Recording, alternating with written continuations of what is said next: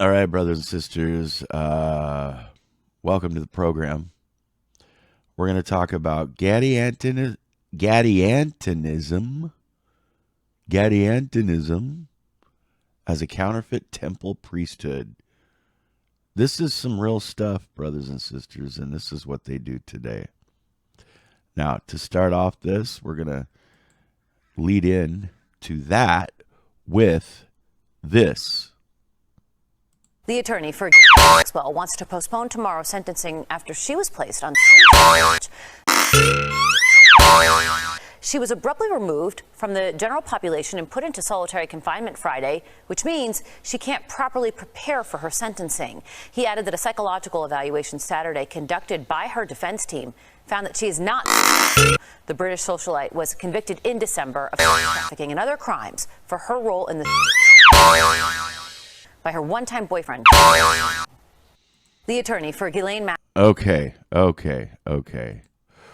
So, you would think this would be a no-brainer, right? Well, it is. You aren't wrong in what you perceive here. She's not, right? Okay. So why are people completely ignoring this like it's just a conspiracy theory? Like the other guy we know with the initials J.E., and he had an island. Like he wasn't either. And there's even another person that was along with them that is no longer with us. Let's look at what the Book of Mormon said about this anciently and who they called Gadianton Robbers, shall we? Who are we dealing with and what do they worship? Because it's not Christ.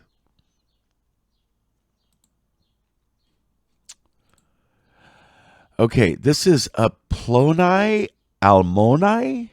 I think I'm pronouncing that right, or is it Ploni Almoni? I think Ploni Almoni sounds a little bit more elegant. This is a blog, a Latter-day Saint blog. Gadiantonism as a counterfeit temple priesthood. This was written July 25th, 2017. We are going to be reading and commenting on this article. I will also leave the link to this website.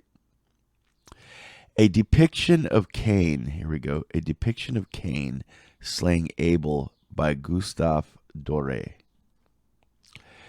The Gadianton Robbers are infamous among readers of the Book of Mormon.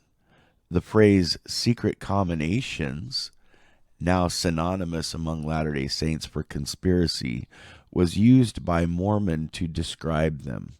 Helaman chapter 2 verse 8, chapter 3 verse 23, and chapter 6 verse 38. They are introduced in the book of Helaman during the 40th year of the reign of the judges over the people of Nephi. Or, what does that stand for again? Circa. That's what it stands for, circa. That's right. Approximately, circa.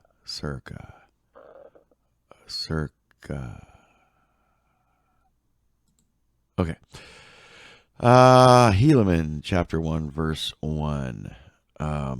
Their first leader, Kishkumen, assassinated the chief judge, Pahoran II, after Paanchi, a political rival, was condemned to death for insurrection that essentially amounted to treason. Does this sound familiar to you? Kind of like what we were reading about or watching a few minutes ago?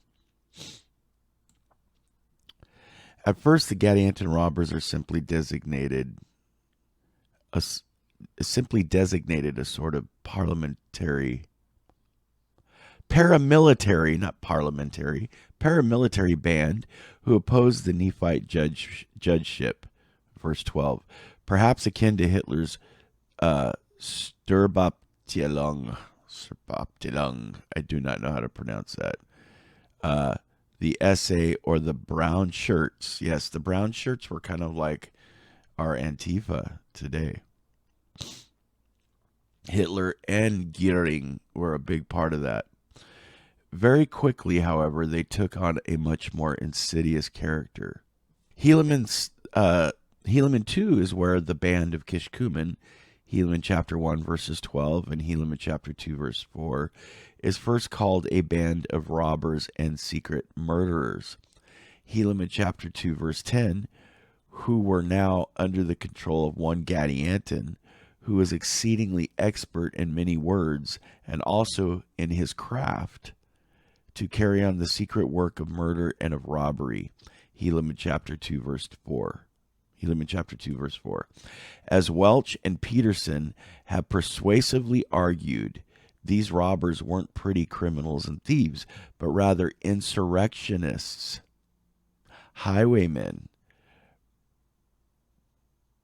brigands, and guerrilla warriors.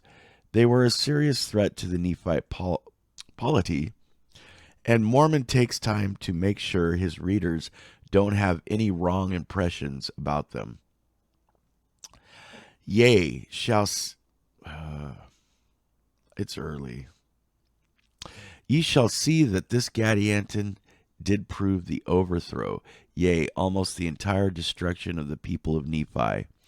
Mormon forewarns his readers, Helaman chapter 2, verse 13. But what made the Gadianton robbers so dangerous? After all, political insurrection and civil war was nothing new to the Nephites. Almost as soon as the judgeship was established by Mosiah II, Mosiah chapter 29, Alma II, or Alma II, the first chief judge, withstood the Antichrist Nahor and clashed swords with the latter's disciple. This is not flowing like I want it to. Withstood the Antichrist Nahor and clashed swords with the latter's disciple. The dissenter and would-be king Amaleki, Alma chapters 1 through 3. The dissenter and would-be king Amaleki, Alma 1 through 3. It seems the key difference between Gadiantonism and earlier manifestations of Nephite apostasy is found in Mormon's description of the underlying origin of Gadianton ideology. Now behold, those secret oaths and covenants did not come forth unto Gadianton from the records which were delivered unto Helaman, but behold, they were put into the heart of Gadianton by that same being who did entice our first parents to partake of the forbidden fruit. Yea, that same being who did plot with Cain, that if he would murder his brother Abel, it should not be known unto the world. And he did plot with Cain and his followers from that time forth. And also it is that same being who put it into the hearts of the people to build a tower sufficiently high that they might get to heaven. And it was that same being who led on the people who came from that tower into this land, who spread the works of darkness and abominations over all the face of the land, until he dragged the people down to an entire destruction and to an everlasting hell. Yea, it is that same being who put it into the heart of Gadianton to still carry on the work of darkness and of secret murders, and he has brought it forth from the beginning of man even down to this time. And behold, it is he who is the author of all sin. And behold, he doth carry on his works of darkness and secret murder, and doth hand down their plots and their oaths and their covenants and their plans of awful wickedness from generation to generation, according as he can get hold upon the hearts of the children of men. And now behold, he had got great hold upon the hearts of the Nephites, yea, insomuch that they had become exceedingly wicked. Yea, and the more part of them had turned out of the way of righteousness, and did trample under their feet the commandments of God, and did turn unto their own ways, and did build up unto themselves idols of their gold and their silver. Helaman chapter 6, verse 26 through 31. Yeah, this is this is an ongoing pattern in the Book of Mormon where we see secret combinations, Gadianton robbers, constantly in. You got, they humble themselves, they kill off most of the robbers, and they're prosperous again. They're righteous, prosperous, and then wickedness and corruption comes back, and the Gadianton robbers are once again infesting the land. From this passage, we learn the following concerning Gadiantonism. The author of such was none other than Satan himself. True. The secret oaths and covenants employed, and we're going to get to something right here. This is a beautiful, beautiful article, by the way. The secret oaths and covenants employed by the Gadianton robbers were as old as Adam and Eve. The works of darkness and abominations employed by the Gadianton robbers were also those of Cain, that is, secret murder. Yep, it started with him. It all started with him and good old Scratch. Who's Scratch? That's Satan.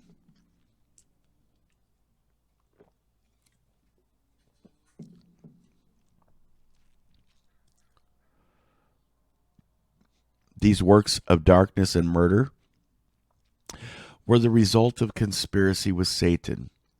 These evil plots and plans were linked with avarice and idolatry. So it's all linked to the devil. So it wouldn't surprise us if they worship old Scratch himself. Based on this passage and with the help of the informative details revealed by the prophet Joseph Smith in the Book of Moses, I propose that the underlying ideology and praxis of Gadiantonism was the same counterfeit temple priesthood Lucifer attempted to establish unsuccessfully with Adam and Eve and successfully with their child Cain. The Latter-day Saint Temple endowment drama narrates the creation, the fall of Adam and Eve, and the eventual redemption and exaltation of the human family by obedience to the principles and ordinances of the gospel of Jesus Christ. Part of the drama depicts Adam and Eve as being instructed relative to gospel covenants by angelic messengers. What's more, the endowment portrays Adam and Eve as being aware of temple ordinances. Yes. So what does that say? He's organized. The devil is organized. And as effectively being commissioned as humanity's first temple workers. This is plainly depicted in Moses chapter 5. And this is something that I learned, I would say, 3.5 years ago. But I don't talk about it because it'll get ripped down now. It just gets completely ripped down by our great hosts, social media hosts here. Moses 5, 1 through 12, and 58 through 59. Wait. This is plainly depicted in Moses 5 in the Pearl of Great Price, where Adam and Eve are taught the laws of the gospel and perform sacrifices on an altar. As soon as angels taught Adam and Eve, the text describes how Satan appeared thereafter and attempted to deceive them and their posterity and was trying to counterfeit it. Verse 13. Sadly, many of Adam and Eve's children, including Cain, fell for the deception and began from that time forth to be carnal, sensual, and devilish. Verse 13. Concerning Cain, the Book of Moses explains that his jealousy and envy for his brother Abel drove him to madness. Cain was very wroth, and his countenance fell, which left him vulnerable to satanic manipulation. Verse 21. Thereafter, this is in Moses chapter 5. Thereafter, the two centered a covenant which is described in the text thusly. And Satan said unto Cain, Swear unto me by thy throat, and if thou tell it, thou shalt die. See what happens to, what do they say, snitches get stitches? That comes from the devil. And look at our Our Lady here in jail right now. She's probably fearing for her life. And swear thy brethren by their heads and by the living God that they tell it not. For if they tell it, they shall surely die. And this that thy father may not know it. And this day I will deliver thy brother Abel into thine hands. And Satan sware unto Cain that he would do according to his commands. And all these things were done in secret. And Cain said, truly I am Mahan, the master of this great secret, that I may murder and get gain. Wherefore Cain was called Master Mahan, and he gloried in his wickedness. Verses 29 through 31.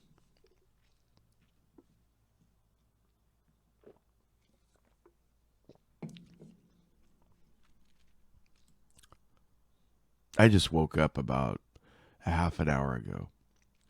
In what way, in what was a perverse inversion of the biblical covenant ritual action of shedding an animal's blood and making literal cutting a covenant with God, Genesis 15, 1 through 15. So it's a mockery, basically. This perverse inversion, you could call it a mockery too. Cain complete with a ritual gesture, but it's more than a mockery. It works for them. It's a workable ritual for them. With a ritual gesture, swear unto me by thy throat, ratified his own covenant with Satan by the grisly token of his brother's blood. Verse 32. In a sort of twisted irony, Abel, who had offered the firstlings of his flock as a sacrifice to God, became the sacrificial slaughter in Cain's sacrifice to Satan. Verses 20 through 21. To punctuate the depths of his utter depravity, the text describes Cain's immediate reaction to his fratricidal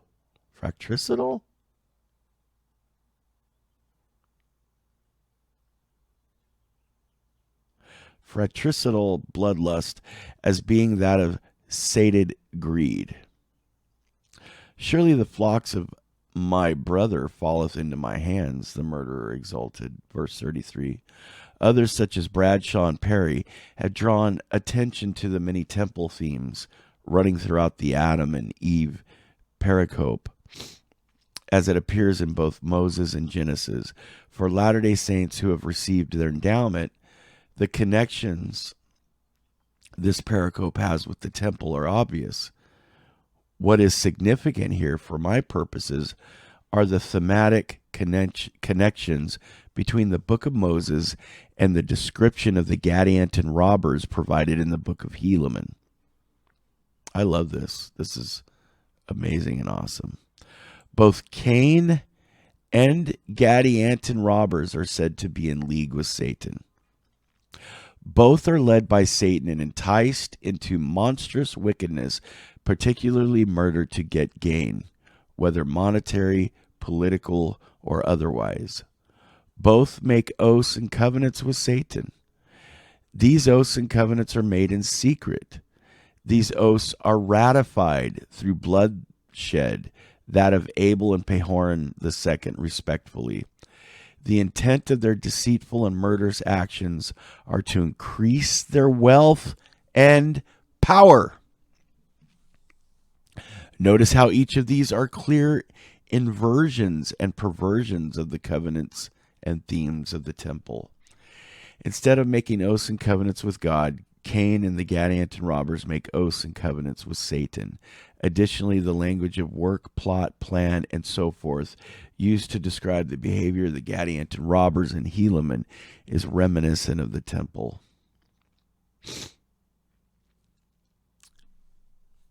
And what do we say about Satan? Always. That he inverses everything. He's an inverse of everything. He's the opposite. He is the antithesis. He is the, what did we say yesterday? We said that he is diametrically opposed to Jesus Christ. Where am I? Rather than blessing the lives of those around them with the gospel, they bring misery and death and to their victims and society at large. Remember? The element of secrecy, which is fundamentally important in protecting holiness from the profane in both an ancient and modern temple setting, is also perverted, this time to conceal murder and betrayal. Whereas temple worshippers anciently and today were and are expected to make sacrifices to signal disregard for selfish desires, Cain and the Gadianton robbers grossly perverted this principle by sacrificing their victims in ghastly displays of disregard for other lives. They do that today. Just saying. Material wealth is not consecrated to God for the building up of his kingdom, but is rather greedily consumed and used to accomplish nefarious goals. Incidentally, the clothing later worn by the Gadianton robbers appears to have been fashioned in part to make a mockery of temple ordinances. To summarize, Mormon found the Gadianton robbers such a grave threat to the Nephites precisely because he saw them as reviving an ancient counterfeit temple priesthood. Is that where they wear coats of skin, or you know how, yeah, where they disguise themselves in the skins of wolves or other things, almost like saying wolves in sheep's clothing. Nah, that didn't make sense. It would be sheep's and wolves' clothing. Okay, here we go. Moving on. Counterfeit temple priesthood. They were more than political insurrectionists. To Mormon, they were no less than false priests of Satan who were fundamentally perverting the Nephite sense of holiness. Evidently, the Book of Moses was available to Mormon in some capacity, most likely having been preserved in. I'm looking for something. Here we go. Yeah. Most likely having been perverse in the brass plates. First Nephi chapter 5 verse 11 and First Nephi chapter 19 verse 23. And he was aware of its contents well enough to see the clear parallels between Cain's murderous actions and the treachery of the Gadianton robbers. This was amazing and accurate, in my opinion, beautifully laid out, portrayed in a magnificent parallels with insurmountable parallels. Really. Brothers and sisters, I will leave the link to Gadiantonism as a counterfeit temple and priesthood. Remember, I've got merch. I've got 2 designs now of t-shirts, and they come in all different colors and shapes and sizes. Check it out. Okay? It's on the link, the link that says bonfire. Just go look at my store. Just go check it out. You don't have to order anything, but go check it out. There's a cool shirt that says God is at the helm, and it's got and I don't have it with me, but it's got the the wheel, the helm. Yeah. Don't forget to subscribe to this channel. Hit the bell for notifications. Like this video. Don't forget to hit the bell for notifications when you subscribe. Hit the like button. Like this video. Share this video. Okay? Share it somewhere on social media. And comment, even if you just say hi. Okay? All right. That's it. I think that's it. Is that it? That's it.